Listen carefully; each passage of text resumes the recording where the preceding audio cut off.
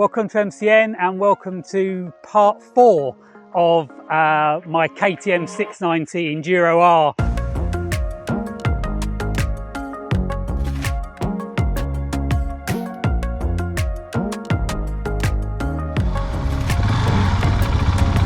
I don't know, mate, I'm thinking no. So just to recap, so part 1 of the series was me putting 5 bikes up against each other with a view to me buying the winning bike, which I did, which was the KTM 690 Enduro R. Second part of the video series was the build. So I hooked up with Ollie from Wrench Ride and did a lot of work on the bike. You know, can't go through everything now, but you know, the tower I guess was the main thing to give me somewhere for nav and give me some wind protection, but a whole host of other things to kind of turn it into like an adventure bike. It's essentially a lightweight adventure bike. And then part 3 of the series, which we shot at the end of 2022, was all about like kind of the first ride, and we took it over to Wales, rode some great roads, went to Sweet Lamb, had a bit of a blast, did a night wild camping. Great trip that was.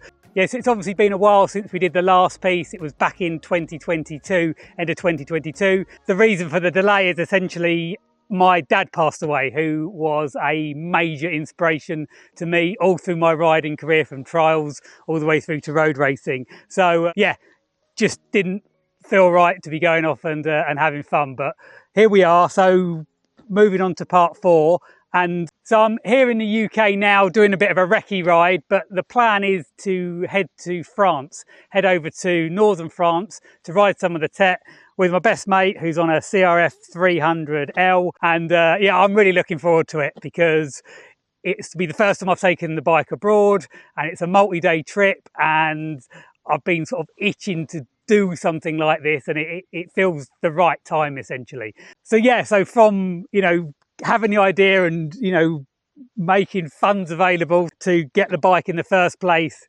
choosing the bike, building the bike, having some sort of recce rides on it, you know, now we're kind of going to go and do the trip that I've wanted to do, you know, and it's that combination of being able to tackle road miles without any drama, but then it also be really capable off-road. So we're going to get a proper test of it because northern France, you know, it should be good riding. I think it's going to be quite difficult because of how wet it is, but I really can't wait to get out there.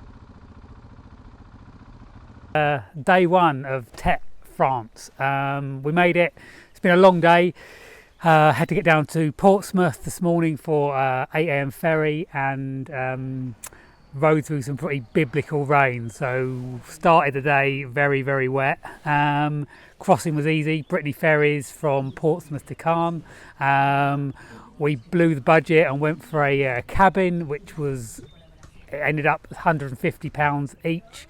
So for the crossing there and back with a cabin, which kind of felt like the right thing to do, because, and it definitely was the right thing to do given how soaking wet we were. So we were able to kind of get set up and get all our wet gear off and let it dry a little bit. So we arrived into Caen at about 3 o'clock. By the time we were off the boat, it was probably about 3:45, and then we had to sort of head over towards the Havre, pretty much east, to try and pick up the Tet, which we did successfully. And we probably got about an hour and a half in on the Tet, which was nice to get some mud under the tyres and nice for a bit of off-road. So I'm with my mate Dave, who's on the CRF300L, sorry, and obviously that's my KTM 690 Enduro R. And then we basically just got on Airbnb and found this wonderful Jeep, which we're well chuffed with, to be honest, because we were looking at like sort of Ibis hotels and sort of nasty sort of travel lodge sort of equivalents, and then we found this 70 euros with the booking fee. 2-bedroom, kitchen, living room, happy days. So tomorrow we're basically going to get back on the Tet. We're not far from it here, and we're going to head south. We'll let you know how it goes.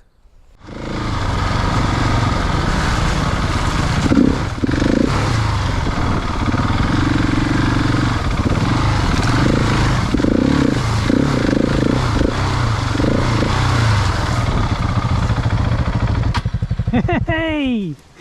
Damn it, Rut got me. Dave, tell us about your second day on the Tet. A few little testers there. Definitely more interesting than the first. Two fall-offs, didn't they? Two more. Didn't have any yesterday. Slippy, very, very slippy. Yeah, it's wet, eh?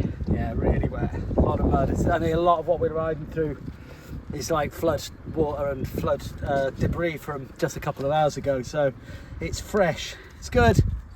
Fun.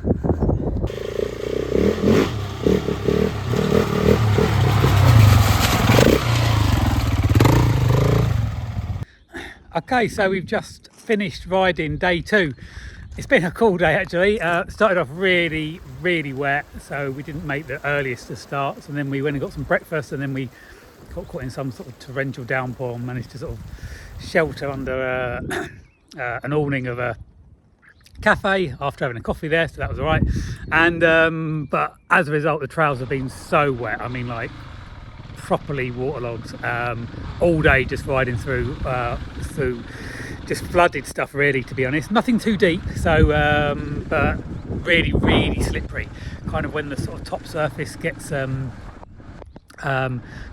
just that wet, it's like ice. So been a challenging day, been quite hard work, and the riding's been better than I thought, to be honest. I kind of expected this far up north in France that we were going to be quite flat, but it hasn't been flat. We had some challenging climbs, had a few crashes, we had a few dramas, so it's kind of good.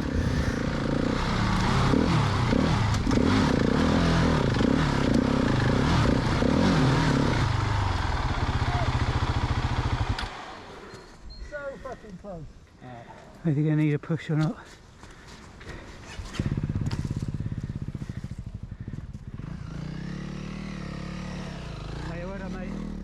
The biggest drama we've had though, however, is Numpty here didn't shut his bag on the back of the bike properly and has ended up dropping and losing half of his camera equipment, including the mic and including a few other bits, which I'm trying not to get too stressed about, even though it's really, really frustrating, obviously trying to do a good job of this video. But it is what it is. The plus side to that is, as a result of when we realised we'd lost it, we ended up meeting a guy who had a house at the end of a pretty gnarly kind of off-road track, a guy called Daniel, who we conversed with in very broken French and English. And je m'appelle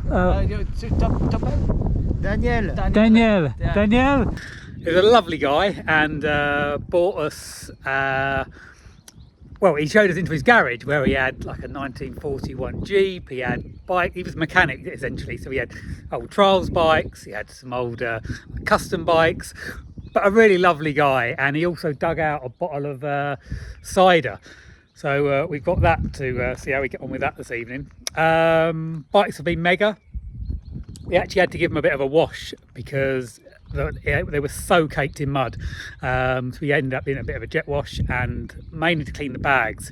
And then we've done the Airbnb trick again, and we've ended up in this place here, which is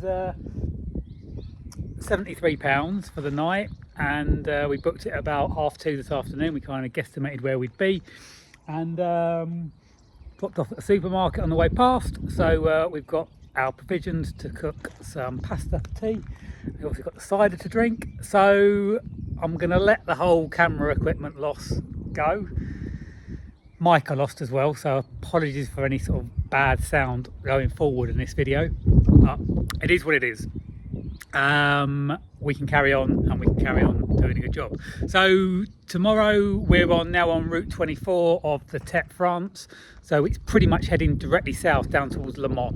Not quite sure how far we're going to go. Excuse me. We've done about 100 miles today. And there's been a fair bit of roads this afternoon, but kind of nice roads, kind of like small roads. So I think that's pretty reasonable given our late start, sort of 100 miles. You know, we're not rushing, we're enjoying it, and like I say, the conditions are making it quite slow going. I can imagine you would ride these trails in the summer when it was dry and dusty, and you'd be flying along. But these at the moment are a bit of a challenge. So that's where we're at. We'll see you tomorrow.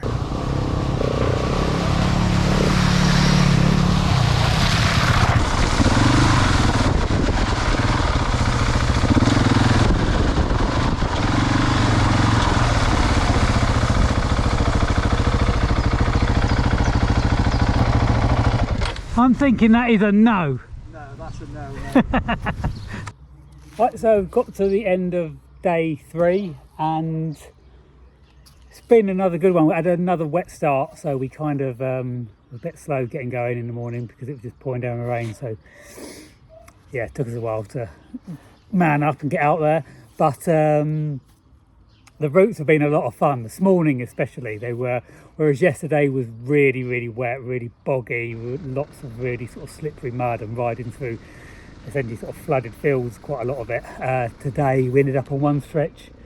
It didn't sound that great, but it was kind of running parallel to one of the big motorways. But as a result, it was like a twin track, but fast and quite dry. And the 690 was just in its element, to be perfectly honest. Being able to just sort of, you know, let rip a little bit, and it was great because you could see what was going on and there was nobody around, so you weren't going to upset anyone. You know, you don't normally ride like that on the Tet, but it was kind of the perfect scenario to have a little bit of fun, so that was good. And then we ended up doing quite a lot of road mileage today because we headed down south and then through Le Mans. So the Tet actually takes in a lap of the Le Mans 24-hour course, which is kind of cool because you know, you're going down the Mulsanne Straight and just sort of experiencing it really. So that was good fun. And so all in all, it's been a long mileage day. We've done about 160 miles a day. Part of that was because we've ended up we just kind of slightly sort of misjudged where our accommodation would be. Talking of accommodation, this is our place for tonight. It's basically in the back of someone's garden and they're lovely. People we've met on this trip have been amazing, actually, really friendly and really welcoming, which has been always a great thing. 2 bedrooms, got our own kitchen, and the sun's come out. I don't know if you've noticed, but the sun's come out, so that obviously makes a good trip even better.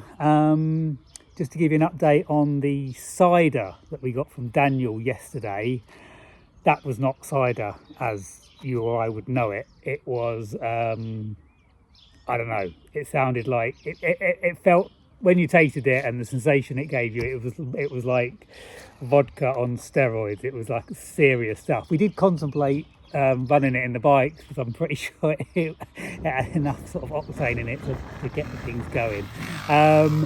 So we've had to leave that behind because that was not really for consumption if you had to ride the next day. So we've sort of parked that for a while. But like I say, sun's come out. I've got a couple of Kronenberg cooling in the fridge here.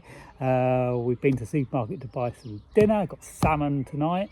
So yeah, we are living our best life. And literally, this accommodation here, this is arguably, in terms of facilities, this is obviously, I think, this is the nicest one we've been to.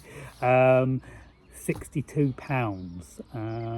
for one night. Booked it about 3 o'clock this afternoon, and like I said, the people are lovely. So tomorrow we're going to go back up, pick up the Tet, and we're going to start sort of heading east tomorrow, and fingers crossed the weather's going to be good again. Day 4, and get a bit of road miles this morning, and then we're on these lovely little tracks actually, up near Angers, and Dave's been navigating and missed this turning. We'll come down this way and we're going up there, we're going up there behind me. That's where we're supposed to be going. So I've stopped, but he's carried on going, so I'm just waiting to see if he trouble is he doesn't have any mirrors on his bike, so he doesn't look behind him very often, so I don't quite know quite how far he's going to go before he realises I'm not there. I'll let you know. Well, end of day 4, and that was an awesome day of riding. I think the best day we've had. We started off at a bit of a track back to sort of Angers way, probably about 25k to get onto the Tet. And then we followed it pretty much west before starting to head up north, up towards Nantes. We didn't quite get that far, but we have started off in like amazing, just riding through vineyards, which is really stunning and felt very French, about as French as it could be. And then we ended up taking a lot of water. There was quite a lot of routes that were just completely not passable. Few we had to try and turn round because we were just, one of them we were like on the side of a lake. The lake had busted its banks, and we was kind of just getting deeper and deeper and deeper into water with no kind of end in sight as to when the water was actually going to start getting shallower again.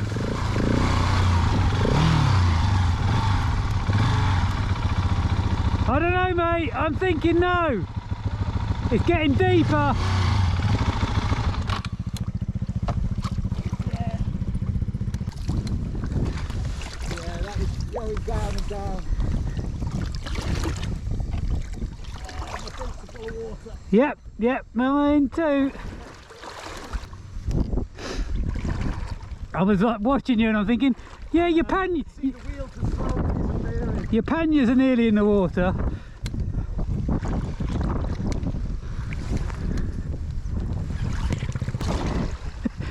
Nice day for a swim, Dave.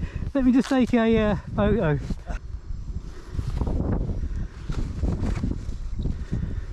Go on then, go past. Don't go past me too fast, it can drown me.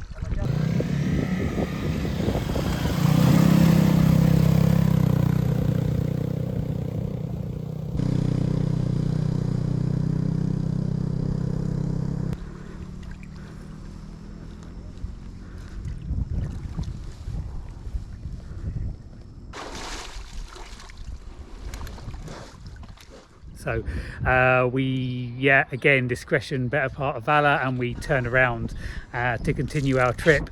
And then we've had some quite technical, sort of slippery, wet, sort of twin track, but like ruts. So but a lot of overgrown stuff. So it's been quite hard to sort of see. You can't sort of pick your line because it's too difficult. And then we ended up doing some just real surprise kind of like single track up through this kind of ancient forest. I mean, honestly, we couldn't have made it up.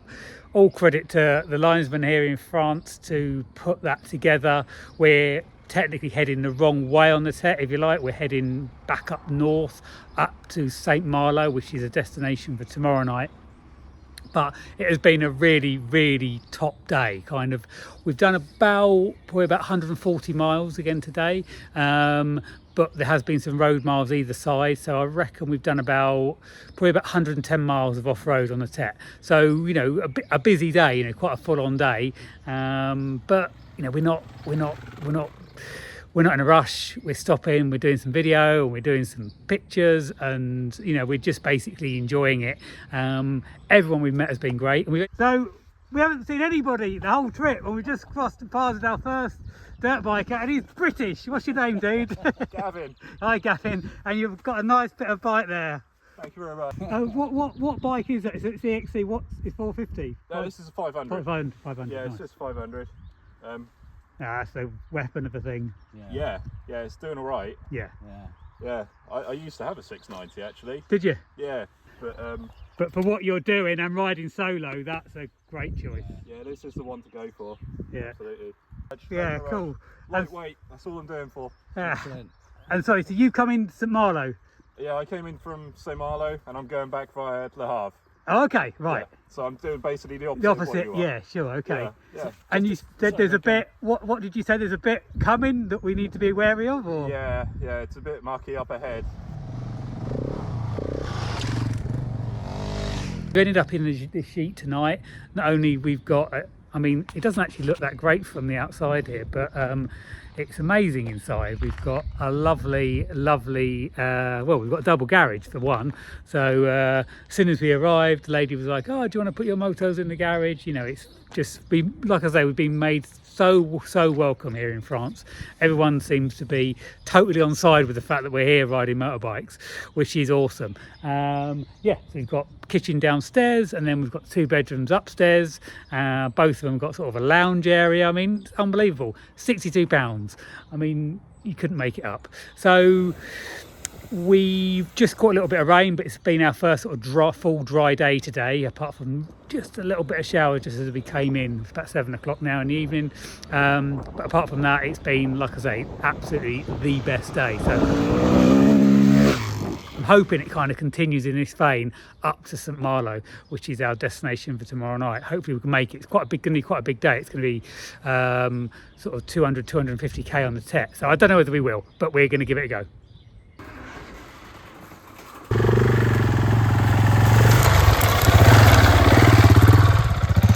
Right, just finished riding at the end of day 5.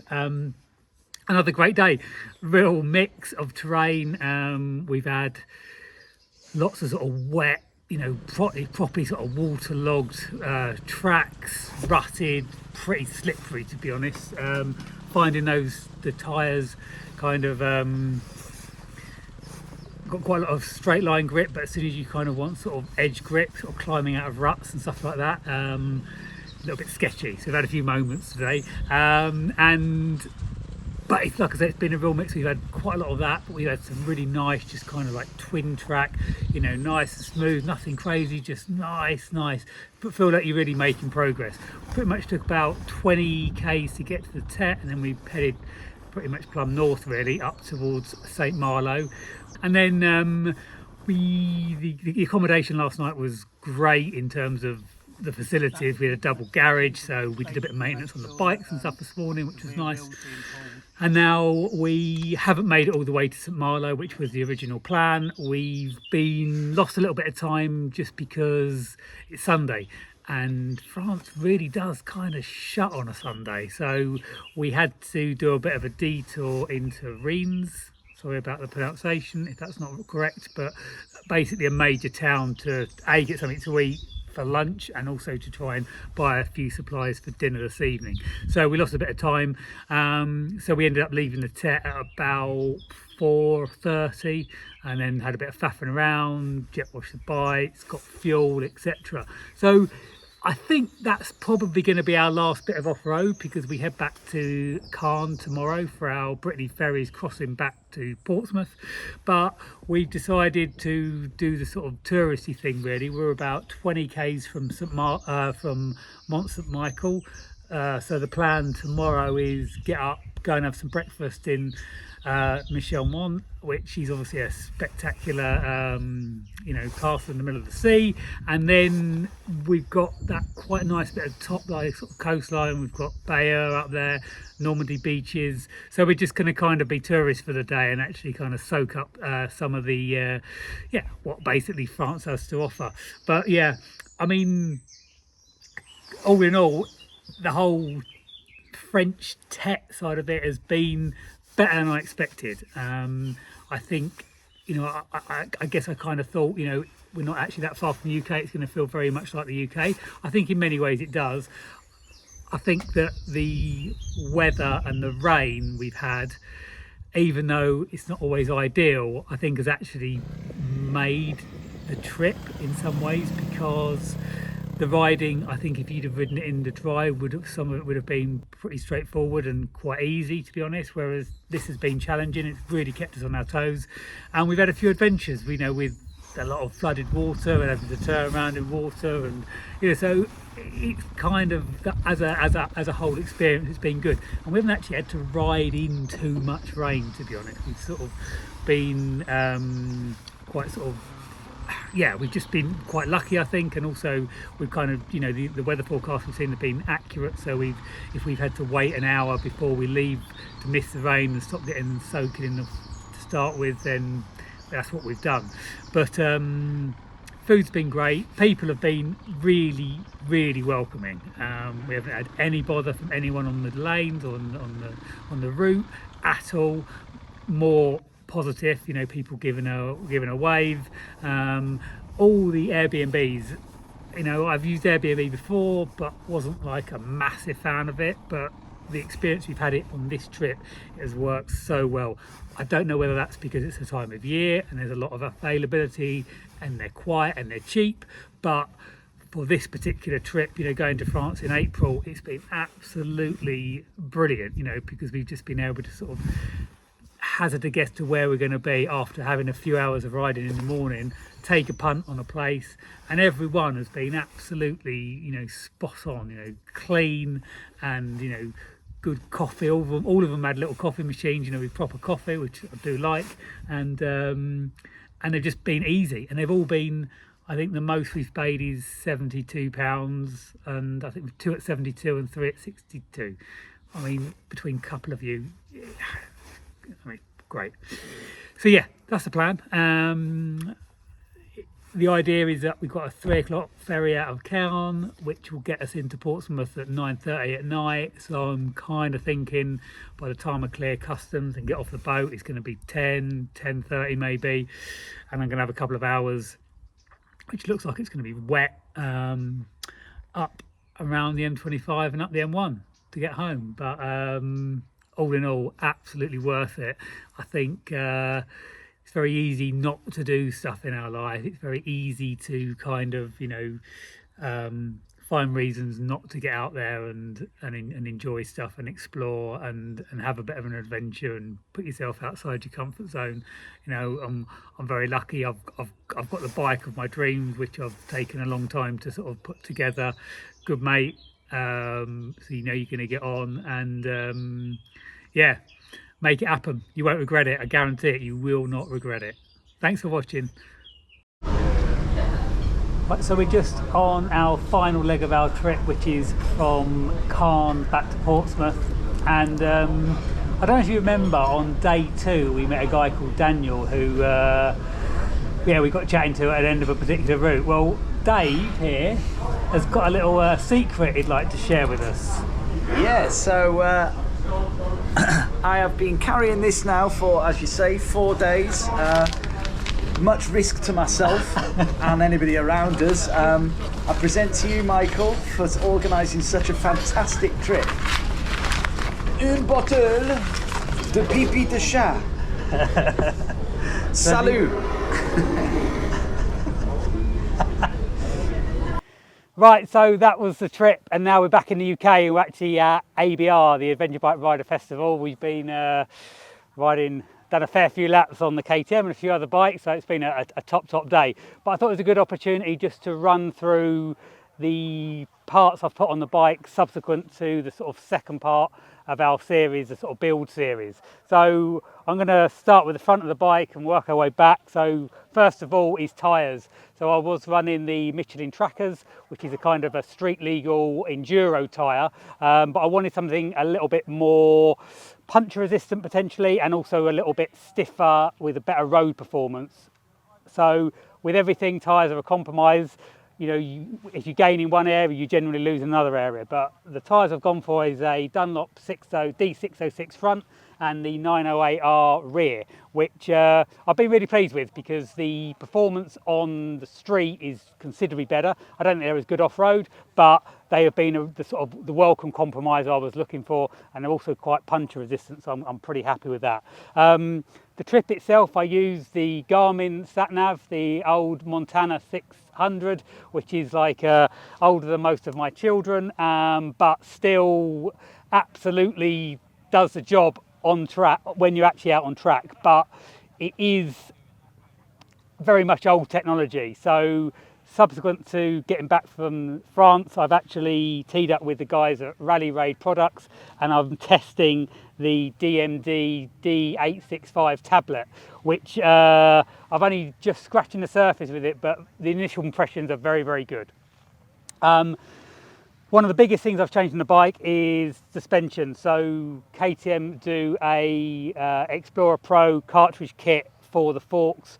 It's basically higher quality internals, higher quality components, so you're just getting better quality suspension essentially. Mark from RSS Suspension fitted those for me, and he also took 6mm off the rear shock, which with the linkage has given me lowered the seat height by about 20mm, which is really good. So he also fitted a preload adjuster, so if I'm on trips where I've got luggage, etc., I can basically wound the preload up and set the static sag. So that's been really good. Also been working with Wojtek, who's a Polish guy from a company called 3D Moto.